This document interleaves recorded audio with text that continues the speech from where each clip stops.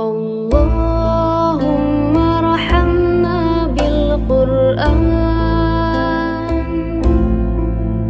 waj'alhu lana imaman wa nuran wa hudan wa rahmah. Allahumma dzakirna minhu ma nasina wa 'allimna minhu ma jahilna. Assalamualaikum warahmatullahi wabarakatuh. Alhamdulillahi nahmaduhu wa nasta'inuhu wa nastaghfiruhu wa na'udzu billahi min syururi anfusina wa min sayyiati a'malina. May yahdihillahu fala mudhillalah wa may yudlilhu fala hadiyalah. Asyhadu an la ilaha illallah wa asyhadu anna Muhammadan abduhu wa rasuluh. Allahumma salli ala Muhammad wa ala alihi Muhammad.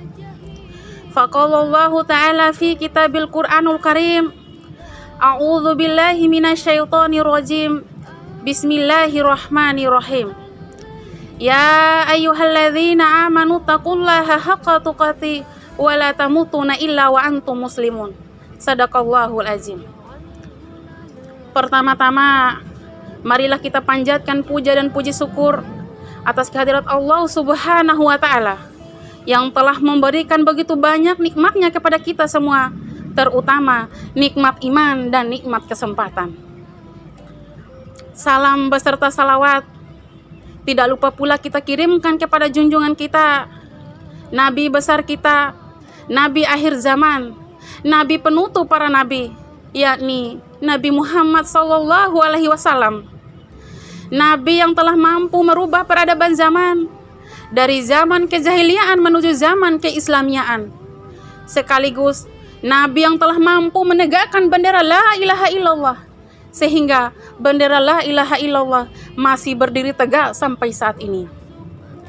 Hadirin yang dirahmati oleh Allah Subhanahu wa ta'ala, pada kesempatan ini saya akan menyampaikan sebuah kultum dengan tema keutamaan membaca Al-Quran di bulan suci Ramadan. Bulan suci Ramadan adalah bulan yang sangat mulia, bulan yang dinanti-nantikan oleh seluruh umat Islam di seluruh dunia, karena terdapat banyak sekali keistimewaan dan keutamaan dalam bulan Ramadan tersebut, sehingga banyak sekali manusia-manusia yang berlomba-lomba mengumpulkan amal dan menemukan berbagai macam cara di bulan yang penuh berkah ini. Salah satu keutamaannya yaitu membaca Al-Quran. Perlu kita ketahui bersama bahwa Al-Quran bagi umat Islam merupakan pedoman hidup dan obat hati manusia. Oleh sebab itu, sebagai umat muslim, kita harus senantiasa menjadikan Al-Quran sebagai pedoman hidup dan petunjuk hidup agar kita tetap berada di jalan Allah Subhanahu wa ta'ala. Sebagaimana Rasulullah SAW bersabda, yang artinya sesungguhnya hati bisa korosi sebagaimana ketika besi bertemu dengan air. Lalu ada yang bertanya kepada baginda Nabi, "Ya Rasulullah, lalu apa yang dapat menghilangkan korosi tersebut?" Rasulullah SAW menjawab, "Perbanyak mengingat kematian dan perbanyak membaca Al-Quran."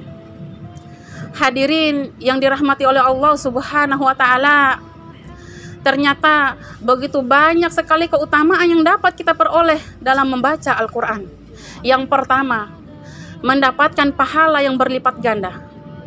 Sebagaimana Rasulullah SAW bersabda, siapa saja membaca satu kitabullah Al-Quran, maka ia akan mendapatkan satu kebaikan, dan satu kebaikan akan dilipat gandakan menjadi 10 pahala. Aku tidak mengatakan bahwa alif, lam, dan mim satu huruf, akan tetapi alif satu huruf, lam satu huruf, dan mim satu huruf. Hadis riwayat At-Tirmidzi.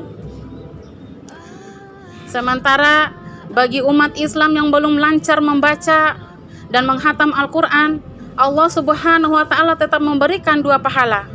Rasulullah SAW bersabda, Dan orang yang membaca Al-Quran sedang ia masih terbata-bata, lagi berat dalam membacanya, maka ia akan mendapatkan 2 pahala. Hadis riwayat Bukhari Muslim.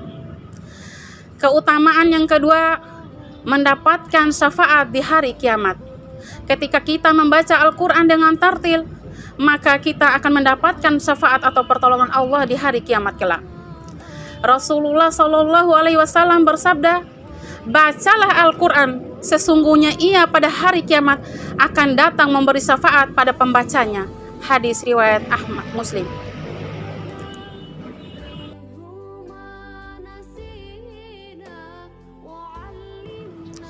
Yang ketiga, menjadi obat hati dan fisik.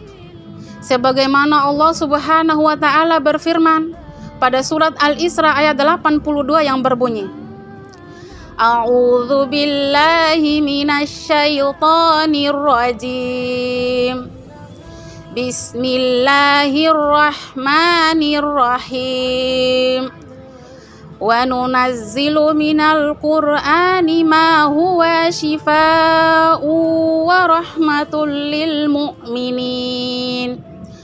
Wa la yazidudz zalimina illa khasara.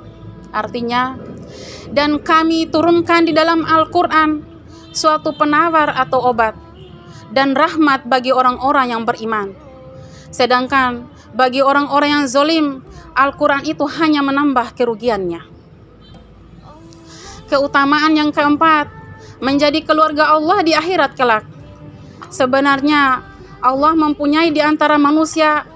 Para sahabat bertanya, siapa mereka ya Rasulullah? Rasulullah SAW menjawab, para ahli Al-Quran. Merekalah keluarga dan pilihan-pilihannya. Hadis riwayat Ahmad. Keutamaan yang terakhir, rumah menjadi bercahaya. Dalam hadis riwayat Tirmidzi dijelaskan, sesungguhnya setan tidak akan masuk di dalam rumah seseorang yang dibacakan di dalamnya surat Al-Baqarah. Para hadirin yang dirahmati oleh Allah Subhanahu wa taala, begitu banyak keutamaan yang dapat kita peroleh dalam membaca Al-Quran. Maka begitu banyak keutamaan dari membaca Al-Quran, maka seorang muslim dapat membuat target khatam Al-Quran. Karena sebenarnya banyak sekali pahala khatam Al-Quran di bulan Ramadan. Setelah kita mampu membaca Al-Quran dengan tajwid yang baik dan benar, maka amalan berikutnya memahami dan mengamalkan isinya. Karena sesungguhnya Al-Quran itu agung dan kedudukannya sangat tinggi. Al-Quran merupakan sebab mulianya umat ini dan sumber kebahagiaan mereka.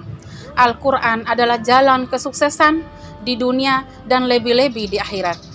Wajib bagi kita semua untuk mengagungkan dan menaruh perhatian yang besar terhadapnya dan terus menambah kualitas perhatian kita, khususnya di bulan Al-Quran ini, bulan yang penuh ampunan dan berkah. Para hadirin yang dirahmati oleh Allah Subhanahu wa taala, demikianlah kultum singkat yang dapat saya sampaikan. Jika ada kata-kata yang salah, itu datangnya dari pribadi saya sendiri, mohon dimaafkan. Dan jika ada kata-kata yang benar, itu datangnya dari Allah Subhanahu wa taala, mohon diamalkan. Sebagai pepatah mengatakan, unzur maqala wala tanzur maqala. Jangan pandang orang yang menyampaikannya, tetapi pandanglah apa yang disampaikannya. Nun wal qalam wa ma yasturun. Wassalamualaikum warahmatullahi wabarakatuh.